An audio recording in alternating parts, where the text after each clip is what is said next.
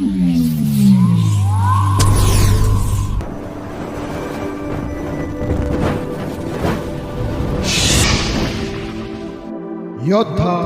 News channel.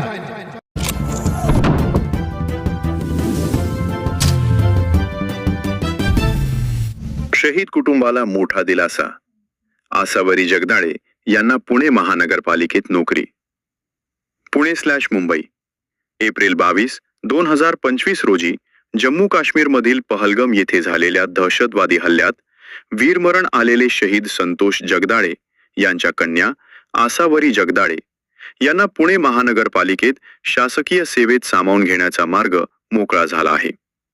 Vidhan Parishad उपसभापती doctor Neelam Gorhe यांच्या अथक पाठपुराव्यामुळे अखेर नियुक्तीचे आदेश निर्गमित होत आहेत।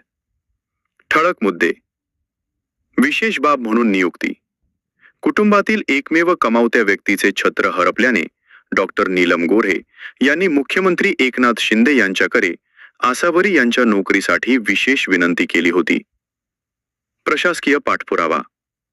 19 जून 2025 रोजी नगर विकास विभागाने सूचना देऊनही तांत्रिक अडचणींमुळे ही प्रक्रिया लांबली होती। मात्र डॉक्टर गोऱ्हे यांनी बैठकांचा सपाटा लावून सकारात्मक प्रस्ताव तयार करण्यास प्रशासनाला प्रवृत्त केले। शासनाचा संवेदनशील निर्णय। मुख्यमंत्री आणि उपमुख्यमंत्र्यांनी तांत्रिक अडचणींवर मात करत एका शहीद कुटुंबाच्या पाठीशी राहण्याचा निर्णय घेतला। डॉक्टर नीलम गोऱ्हे यांची प्रतिक्रिया। देशासाठी बलिदान देणाऱ्या शहीद संतोष जगदाळे यांच्या बलिदानाची परतफेड अशक्य आहे, पण त्यांच्या कुटुंबाला आधार देणे आमचे कर्तव्य आहे।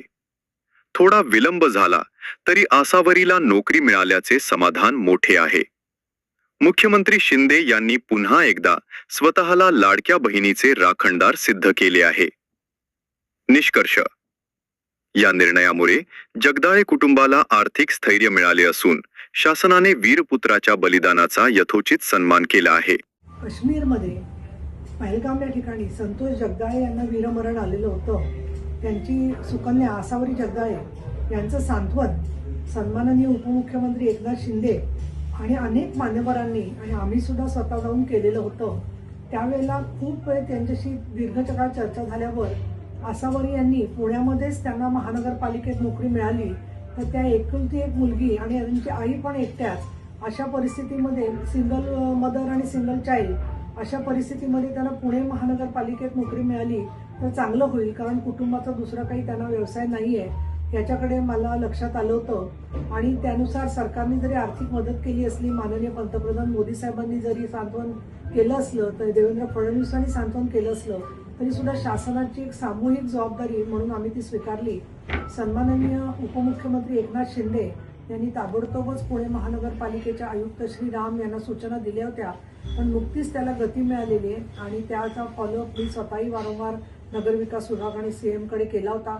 उपमुख्यमंत्री एकनाथ शिंदे हे लाडक्या बहिणींचे भाऊ तर आहेतच, पण त्याचबरोबर अशा शहीद झालेल्या कुटुंबांचे राखणदार मोठे भाऊ म्हणून सुद्धा काम करतायत आणि त्यामुळे त्यांनी स्वतःहून लक्ष घालून आसावरी जगदाळेंचा प्रस्ताव लवकर मंजूर करावा असे निर्देश दिलेले आहेत आणि माझी अपेक्षा आहे की लवकरच ते पूर्ण होतील। मी एकनाथजी शिंदे यांचे आभार मानते, देवेंद्र फडणवीसांचे आभार मानते। त्याचबरोबर आसावरी जगदाळे आणि त्यांच्या कुटुंबियांनी जो धीर दाखवला त्या धीराच्या आम्ही मनापासून त्याची जाणीव ठेवली आहे आणि त्यांच्यावर आम्ही कायम राहू।